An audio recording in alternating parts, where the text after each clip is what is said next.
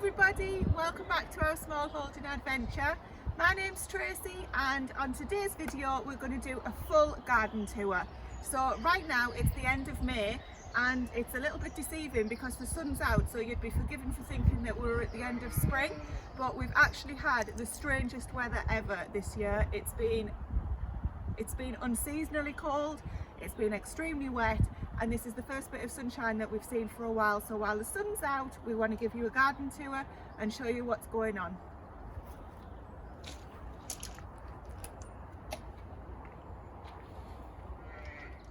We'll start off in the greenhouse. So this greenhouse is a Robinson greenhouse. It was here when we bought this place, and so we've been using it for the last 5 years.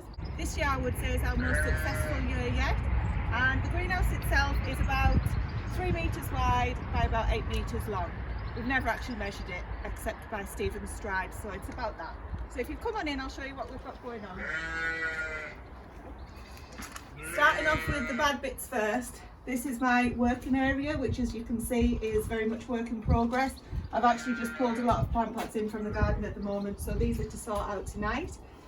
We've got some different varieties of tomatoes going on. I use any containers that I can get my hands on, especially with the volume of tomatoes that we're growing this year. This little plant here is a red clover plant. Yes, you can get it in the wild, but I want to grow it myself because we'll harvest the clovers for dried teas. This is a courgette, so a yellow courgette plant.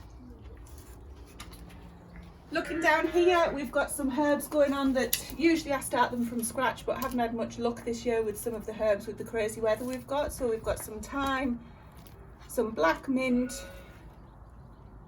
just some spearmint, and this is just standard garden mint, and some rosemary. I'll show you the bed that these guys are going to go in shortly. In the back here we've got a couple of blueberry plants.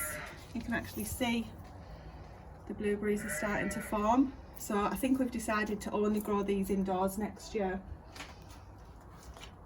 Along here we've got some Cape gooseberries just starting to come, some strawberry spinach in this little container, some leaf celery, different types of squash and cucumbers. We've got some Swiss chard, some rainbow Swiss chard here. We've got some basil, courgettes. These are pickling cucumbers. Lots of different courgettes and cucumbers along there. We've got a strawberry plant going on in here. This chose to grow itself actually. It's doing really well. More tomatoes underneath. And then if you come into the back of the greenhouse here, we've just brought in peppers from in the house. These are looking really well.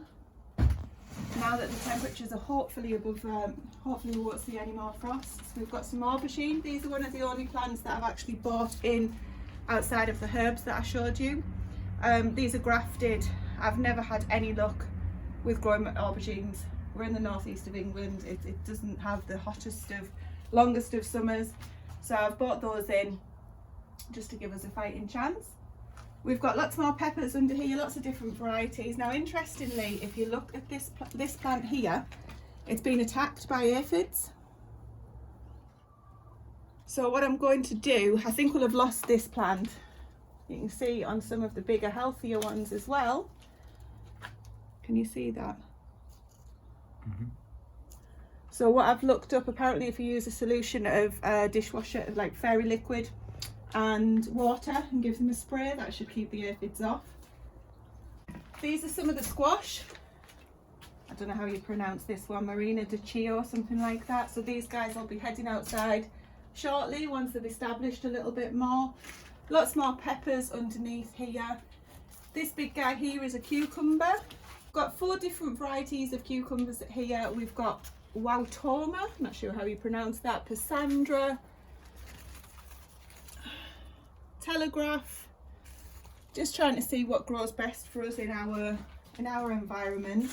There's one more, Carmen F1, this one is. So these will be coming out soon and they'll be getting trellised. Some of them will go outside and we'll see how they do outside. But for now they were just in here just until they got established, which we're pretty much established now. These guys here are all in the final pots. These are peppers. Again, aphids all over. we'll figure out how to get rid of those. These were my sweet potato experiment. And then essentially, because we're growing about 200 tomatoes this year here, the rest of all of these are all tomatoes. So I'll come along and I'll get these checked to make sure that the sucker bits are all pulled off as well. Lots of different varieties. We've got Black Russian, Sweet Mama, Big Mama, Ildies, Opalka. We've got Romas, so lots of paste tomatoes, lots of salad tomatoes, a couple of cherry tomatoes, multiple varieties. Again, we're trying to see what works best for us here, and then once we know, we'll stick to them. So just behind you there is the last bit in the greenhouse to show you. These are the huge Greek beans that I grow.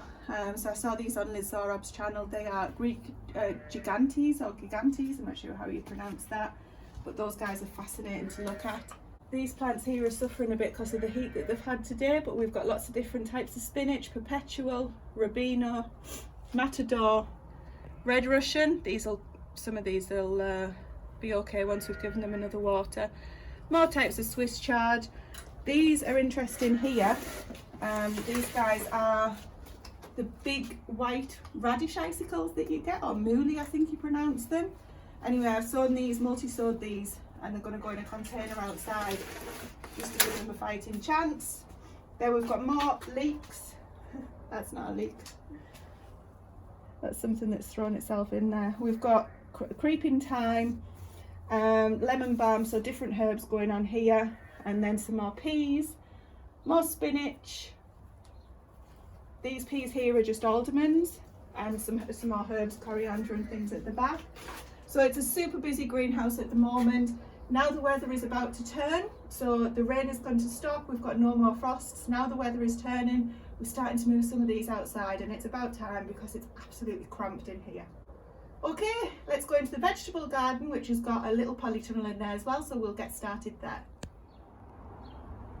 We're going to take a look inside the polytunnel now. This polytunnel is just a cheap polytunnel off eBay. We've had this for 5 years now.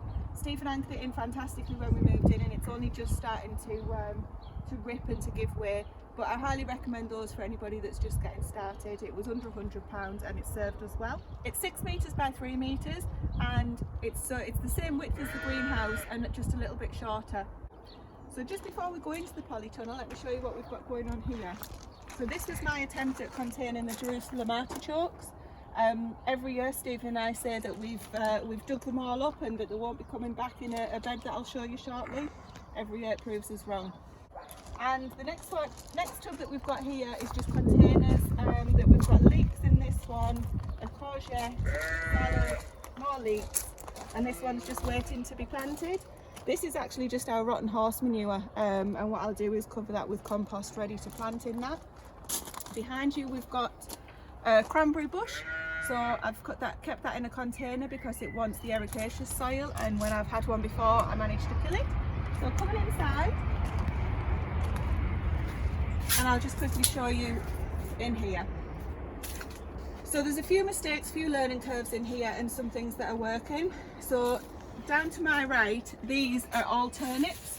Now I did spill some of the seeds, so unfortunately or fortunately they've all germinated, but we've actually got hundreds of turnips growing in here now. So I had a little bit of an experiment and I took some out and tried to transplant them, and this one here I transplanted and it worked just fine.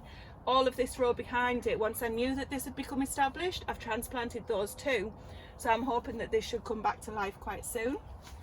We've got lots of salads, tomatoes that will grow up these strings here that Stephen's put in. At the back we've got pepper, and then beetroot. These are looking fantastically healthy, these beetroot leaves. Marigolds in between the tomatoes, one because they're nice to look at, and two, they're supposed to help deter pests. The last of the salads that we had over the winter, still going quite strong actually, so just different varieties of lettuce leaves. These are collard greens that we've had in over the winter as well. This is the newly planted lettuce and peppers, marigolds, tomatoes. Similar story on this side. Interestingly, if nobody has seen what a tomato plant looks like when it gets nipped by frost, this this is what it looks like. So it's been nipped, but actually it's put on new growth since. Really I should pull it out and replant it, but I haven't. We'll see. So there's more beetroot in here. This here is a Touchstone Gold beetroot, so I'm hoping that that one does quite well. And these are broccoli from over the winter, which should be harvesting quite soon. And then just a few more salad leaves and peppers there too. And we've got a little courgette in the corner there. You only need 1 or 2 courgette plants per family. They generally provide you with a lot to harvest. So let's go and have a quick look outside at the rest of the beds. Okay, outside now, and we've got peas and things here that are waiting to go in. This is just a little herb bed. That at the back is feverfew and it hasn't survived the winter, so that'll need taking out. The chives have been fantastic. I've got in the white creamy plant pot there is a herb called, oh no, that's actually catnip. Just practicing with that and experimenting. We've got our blackcurrant plants that I took cuttings of and that's worked. In all of these tubs along here are our first and second earliest potatoes. They actually got nipped by the frost as well. So what I did, I had to come along and I had to cut them off, the bits that were brown and dead, but they've put on a lot of growth since then, so everything's a few weeks behind, as I said, at the moment, but I'm hoping to get a decent harvest from those. I've got a couple of perennial kale here, waiting to find new homes. And these beds on either side of me now have got onions, shallots and garlic in, planted up in the autumn last year. And unfortunately one of the chickens got into this bed here that we're showing you at the moment, and we thought completely destroyed it, so I was absolutely devastated. We planted everything back in as well as we could and it's come back fantastically, so really pleased about that. We've got some other things that are waiting to go in there. In the next bed along, we've got all year round cauliflowers, we've got some sprouts, some cabbage, red cabbage, green cabbage, just different brassicas in this bed. And there's a couple of spinach intersown as well. Now we put this fleece on, we put this net on just the other day, but Stephen's got concerns that it might not be light enough for the plants, so we'll have to keep an eye on those. And that end bed there is just waiting to be planted up. The big plant is comfrey, so the plan is to take a harvest of that and dry it out, and we'll also be making some comfrey tea this year to use as well. Behind me are our homemade cold frames, so you can see at the moment there's nothing in them. Well, there's a little you can see at the moment there's only a few things in them because we've actually had a bit of trouble with the neighbourhood mouse that came along and ate all of our brassicas in there. So it doesn't seem to like celery and it doesn't seem to like cardoons either. So Stephen made both of these. This is just plastic on top because we got a quote for some glass and it was ridiculous, so we just covered it in plastic ourselves. Then we've got our little container garden going on here. These are autumn king carrots at the back, and we've got our fingerling potatoes and some rainbow carrots in here. This is peppermint to make peppermint tea. That smells absolutely gorgeous. And this plant here is a new one to me. It's a herb, mace. Very uncut. It's not the same as the spice that you'll be familiar with, but yeah, I'm growing that, see what we make of that this year. Cold frame has got everything in it that's ready to go out, to be honest. So there's the celery leaf there. The peas are actually too big now. They should have been out a while ago, but the weather just hasn't allowed. We've got some beans there that are ready to go out too. Right, let's go into the main vegetable plot now, and then we'll follow that on with how we're doing in the paddock plot down the bottom. But first of all, let me show you over there. This bed is what we're referring to as our tea bed this year. So I've become very interested in drying herbs and using them for medicinal purposes, but also flowers for tea. So what we've got going on in this bed, starting off in the corner here, we've got a lavender, a rosemary that's actually flowering. This is a sage that I've taken out and it's past its best, so we're going to get rid of that. We've got a Greek oregano and a common oregano there, a Mexican tarragon, and a couple of these are bought in, as you can see. This is just to provide some colour, and it's red salvia. In the middle of the bed we've got nasturtiums, which I'm actually going to put a frame around so that they can trellis up, or they might even grow up along the sunflowers, which are the 4 plants that you can see there. The big leaved plants at the back are borage. Again, they'll be used for tea, the flowers of them. And the two lines of growing a calendula, which again you can also dry and use in tea, but also in oils and to make lotions and potions and things like that. These guys here are uninvited garlic. So these were put in about a year and not last year but the year before, and they didn't come up, so we thought that they were duds, and they've done the best they've ever done this year and have sprouted, and we're just leaving them in. By the time these are ready to harvest, the rest of the plants will just be coming through, so they can stay. Now, you can't have a tea bed without chamomile. Everybody who drinks herbal tea is probably most familiar with chamomile tea. So these three green bushy plants here are our chamomile. There is another lavender over there. We have an apple mint and another lavender in this corner. And right in the far corner over there is another tarragon plant, different variety. I think that one might be Russian. And also in the middle, at the very end, there's a bay tree. I'm not sure if that's done for or not. It might not have survived the winter. Moving on to the next bed. These are two rhubarb plants. They're early varieties. I think they're Timperley early. I put both of those in. Now I was a little bit concerned about the rhubarb this year because when we would have normally expected to harvest it, it was really spindly and all of the stalks kept splitting. But I think that's because we had so many hard frosts so late and for so many nights in a row. I think it struggled. But anyway, it's recovered, as have our other rhubarb plants, which I'll also show you. This has just got the black membrane on it to protect it from any weeds coming through. That's yet to be planted up. I don't know what with yet, we'll see. Behind the rhubarb in this bed, we're growing weeds very successfully. No, I'm kidding. So we've actually got strawberries, which it looks like it's going to be a good year for strawberries. But we've got summer raspberry canes that I wish I'd never put in. They are absolute thugs. Stephen quite likes the taste. I just wish I'd never put these guys in. We've got raspberries autumn variety over there, which are fantastic. Anyway, there's weeds and things in here. These guys need to come out. So we need to, there's cleavers or sticky weeds. Need to work on that as and when. And this bed here, we thought we might have had a dead body in it, so which is why it's slightly uncovered. This is what I mean when I say that raspberries are thugs. These are coming up from that bed. Not welcome at all. So that bed's yet to be planted up. Now this bed's doing fantastically. These are our strawberries. So these are a year old this year. I actually bought them last year. There's 3 rows in there of different that'll yield at different times of the year.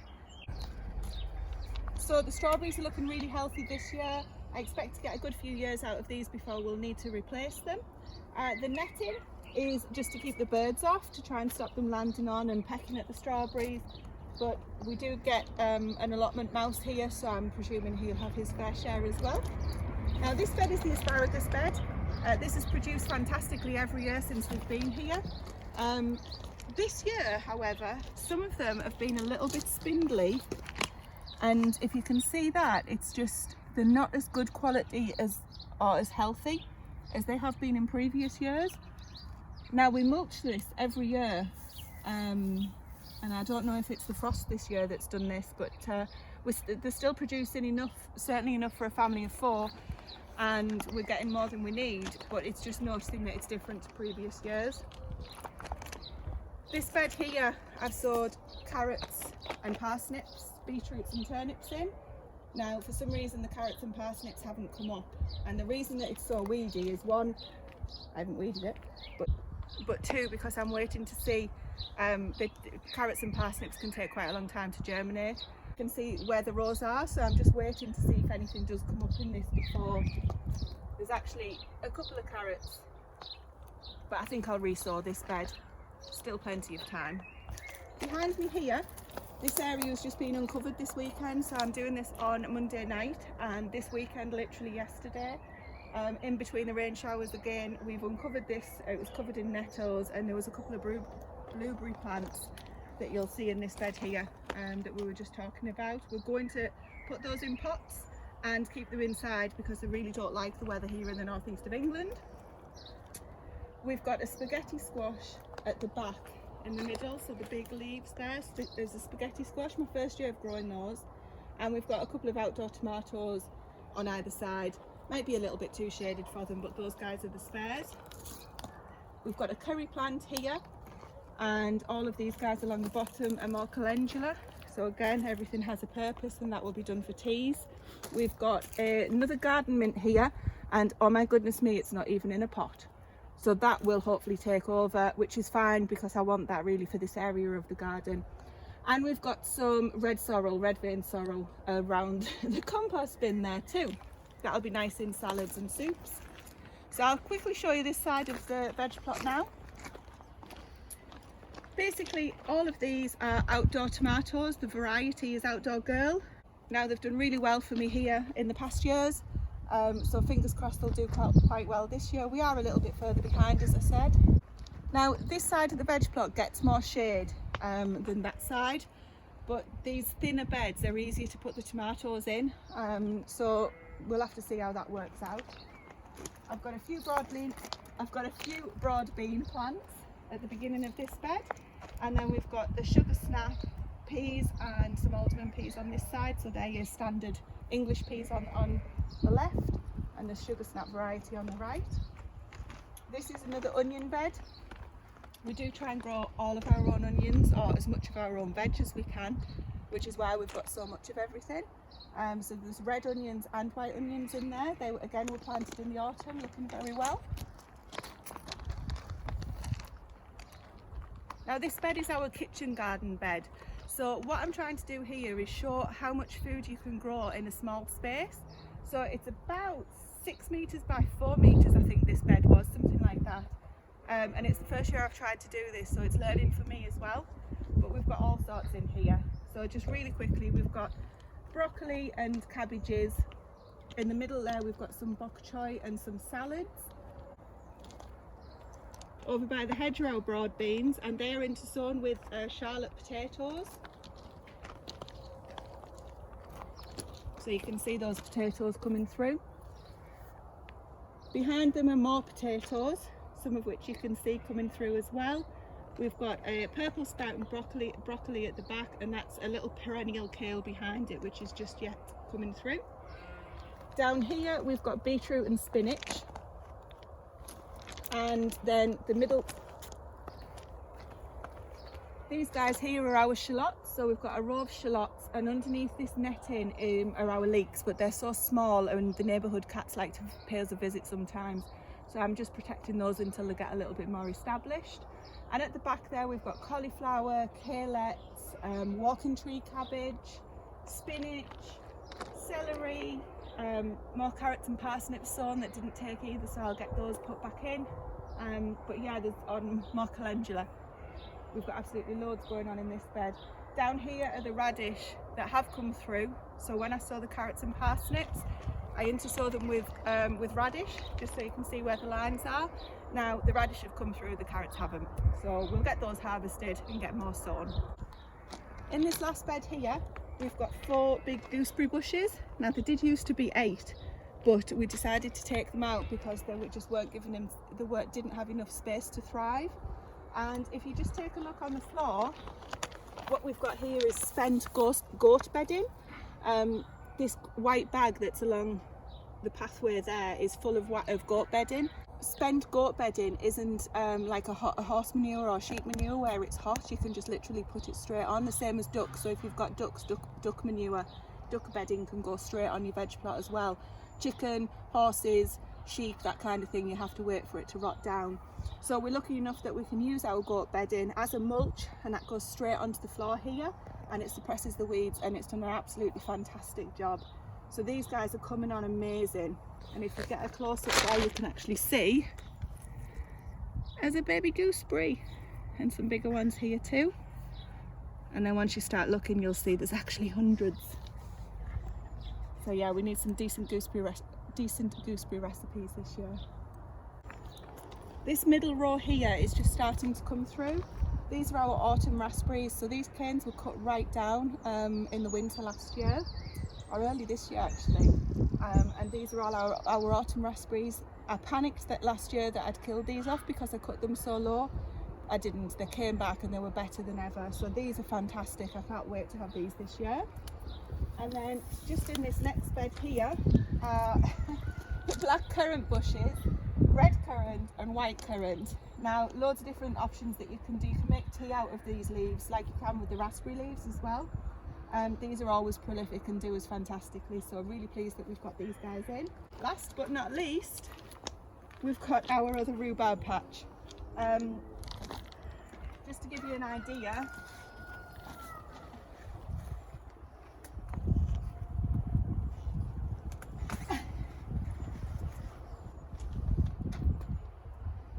of how big they are, this is what we're dealing with, and we love rhubarb. So that's a fantastic specimen there. When you harvest rhubarb, you should always twist it, by the way, which is why you get these bits here. You should never cut it because you don't want to leave the plant open to getting any infection or anything like that. So that's fantastic. Remember, rhubarb leaves are poisonous. Okay, so that's our vegetable plot of our raised beds. And the next bit is the bit that nobody would want to show. So we've got a few fruit trees that we've put in when we moved in here, and we put some wood chip down on top of ground membrane and it all looked absolutely fantastic, and this is what it looks like now. So some of the fruit is coming on really well, but as you can see, the weeds absolutely love the ground membrane. The weeds absolutely love the wood chip, and we've just not stayed on top of it, so we need to figure out something else for this space.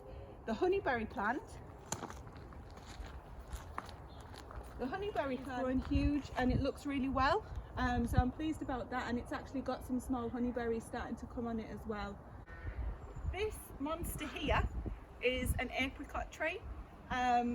It's leafing up every year and it looks fantastic, but we've actually had no fruit off it just yet, so I'm hoping that we'll get something this year.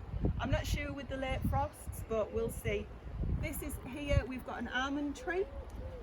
There is another almond tree over here, again with the late frosts, and this actually took a bit of damage. This is split, this tree, so I'm not sure how well this is going to come on. This tree here is this is a fruit tree. I think this is an apple tree. We've got another black currant bush here. Over here we've got a little pear tree that's actually just starting to produce tiny little fruits. If you come round the back, this is an absolutely amazing apple tree. This is a discovery apple, I think it's called. It's an early variety, and I really hope this fruits well this year because it's such a nice tasting apple. Here, this is lovage, another plant or herb that takes over prolifically, so if you grow that, be warned about that. This is actually a lot taller than I remember it to be. This is a pear tree as well. We've got apple trees, lots of different varieties of apple trees at the back there that come at the different times. Some are eating, some are cooking apples at different times of the year. Something I'm really excited about this year is this little plant here. So this is a chuckleberry. It's a cross of different types of berries, and it's the first time we've grown this. It's supposed to be slightly bigger than blueberries, I think, but they're just starting to come through. So we'll love to see what that one looks like this year. So that'll be exciting when that happens. This here is a weed. This tree last year did an absolutely fantastic harvest. It's a sweet cherry tree. Again, I just hope that the frosts haven't got to this year, but we had so many cherries off this one tree last year. We didn't need any more trees, to be honest. Now this plant here is a jostaberry. So again, we've bought this one in. It's a soft fruit, and we're just looking forward to seeing what we can make with that, combined with the apple trees that we've got at the back there. And finally, this is a really healthy looking pear tree that we've got. So we haven't been too successful with pears. We've had a few, but I'm hoping that this is going to be a good year for pears. It's looking really healthy. And that's the last tree that we've got in our mini orchard area. So we'll bring you along for the journey of seeing how this gets tidied up and what different floor we'll put down in here. The last thing I want to show you is the paddock area where we had the pigs last year. So I've done a couple of videos on this already, but let's go down there and see how that's getting on. Now we're in the paddock. This area here is new to us, as I've mentioned on previous videos, and I'm conscious of how windy it is and the sheep are making an awful noise in the background. So just a really quick tour of this place here. Underneath this net are all brassicas, so we've got lots of different types of brassicas. We've got red cabbage, we've got cauliflower, we've got sprouts, we've got globe artichokes, all sorts of different things going on here. There's about 63 plants in here in total, and these have been in maybe a week or two now, and they seem to be doing really well. We've got a green crate full of squash that are ready to go in, and the really messy looking boxes behind it is a little experiment that I'm doing. So basically, because there were so many weeds in here and you can only do so much, we've just put cardboard boxes on top of the weeds, filled them with the horse smoke and then a bit of compost, and planted the outdoor tomatoes directly into that. Then come the autumn, when these are done, we'll literally just split the boxes open and put more horse manure on the top, so that we don't have to try and keep on top of those weeds all the time. It might work, it might not. I've done the same there with the compost bags for the tomatoes as well, so I've got those on offer. So I've planted the tomatoes directly into them. They're our spares, and they're on top of weeds as well, so we'll just whip the compost bags away when the tomatoes are done. On this side here are our potatoes. We had 153 seed potatoes planted here, which I'll link the video and show you when we did that. Now the really sad part of this is that the mice or the rats, whatever it is that is down here, have wiped out about half of those potatoes. Absolutely gutted. Anyway, the things that are working, we've got where the fork is there, you can see that there's cauliflowers along that row. The straw is the mulch to try and keep the weeds down, so it might not be that nice to the eye, but it's actually keeping the weeds down and serving a purpose. And then I've also got in this row here, there are a year's worth of cabbages for our family too. So yeah, in here we've got cabbages, cauliflower, and as many potatoes as we can grow. I'll do a harvest video on those when the time comes. And basically everything in this area here will be grown to go in the freezers or to get canned or preserved in one way, shape or form. The back end there is yet to be done, but we'll be planting that up with some more plants in the summer and autumn time. It's just a continuous work in progress. So that's our full garden tour for today. I hope you've enjoyed it. It's a bit of a whistle stop tour while we've got the sun. It's really windy, so I'm hoping that you can hear me okay, but I hope you've enjoyed this video. If you have, please give us a like and subscribe to the channel, and we look forward to talking with you soon. Take care.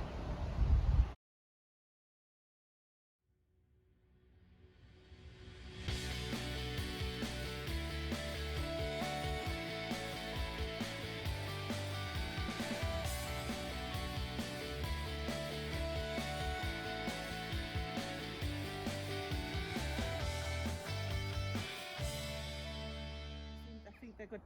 There's a mouse. Where? It's under that. Here. Keep the camera on that. There, see it. There.